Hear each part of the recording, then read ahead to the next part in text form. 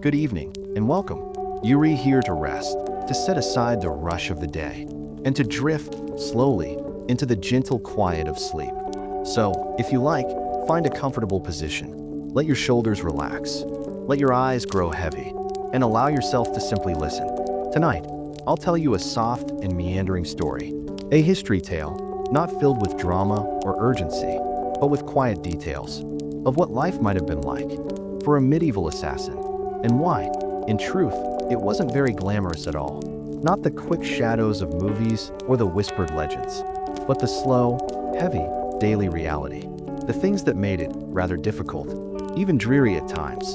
And as we go, we'll pause with little images and gentle thoughts, letting the story carry you softly towards rest. When we hear the word assassin, our minds may fill with mystery, but in the Middle Ages, the role was often less glorious and more dangerous, sometimes lonely, sometimes even desperate. Imagine, for a moment, not the thrilling leap from rooftops, but the long nights of waiting, hours spent crouched in cold courtyards, with nothing but the sound of wind through stone corridors, the body aching from stillness, the chill biting at fingertips.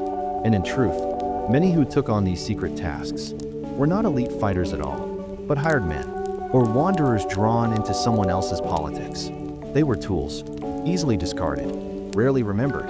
In the candlelit corners of a medieval hall, they might have sat quietly, listening for whispers of opportunity, or for orders that came from someone richer, someone who would never risk the blade themselves. Soft, crackling fire, the echo of boots in a stone corridor. To live as a medieval assassin meant to live in silence. No proud banners, no family names spoken aloud. Your face had to be forgettable, your voice hushed. Meals were eaten alone, often quickly, with an ear always turned to the sound of others nearby. Bread that had gone stale, a thin broth, sometimes a hunk of cheese, hard enough to break a tooth.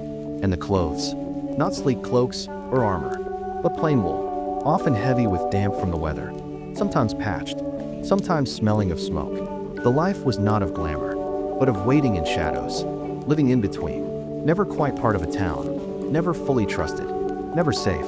You might spend nights in a straw-filled loft, above a stable, listening to the horses shuffle below, or lying awake, beneath a leaking roof, counting drops of rain, soft patter of water, distant church bells. And of course, to be such a person meant to carry the heavy shadow of risk. In a time when loyalty was everything, to be caught in betrayal was not simply punishment. It was spectacle. An assassin captured might be paraded through the town square, not as a figure of fear, but as an example. They would not be remembered as mysterious shadows, but as nameless criminals. Even before that, the risks were many. Poison was dangerous to mix, and often as likely to harm the user as the target. Daggers could slip, crossbows could misfire, and many missions ended not with a strike, but with a long, quiet retreat. Empty-handed, hungry, and cold, so much of their life was not action, but endurance. The soft rustle of leaves in the night wind, the creak of an old wooden sign above a tavern door. Assassins traveled often, but not with the joy of wandering knights, or the color of merchants. They moved quietly, keeping to lesser-used paths, staying in villages only briefly, often mistrusted by locals.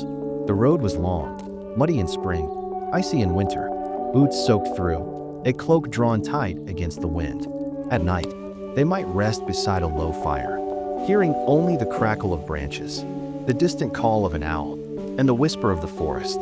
And though the stories of the time speak of secret brotherhoods, in truth, many assassins worked alone, with little company, except the quiet thoughts that filled the dark. And sometimes, loneliness was the heaviest burden of all. Crackling campfire, wine sighing through bare branches, distant night animals. As the centuries passed, the idea of the assassin grew into legend. Stories were told, songs were sung, and mystery replaced the quieter truth. The truth was of weary feet, sleepless nights, and nameless lives. The assassin was not a phantom, but a person who had to eat, to sleep, to shiver against the cold, who carried secrets too heavy, and lived in the margins of history. And so, as you drift now, you can imagine them, walking softly down a narrow medieval lane, the moon high above, the air still, The world quiet. Not rushing, not running, just moving slowly through the night. Like a shadow, but a very human one. And now, the story softens, slows, and fades. The assassin's path becomes just another quiet road, vanishing into the distance.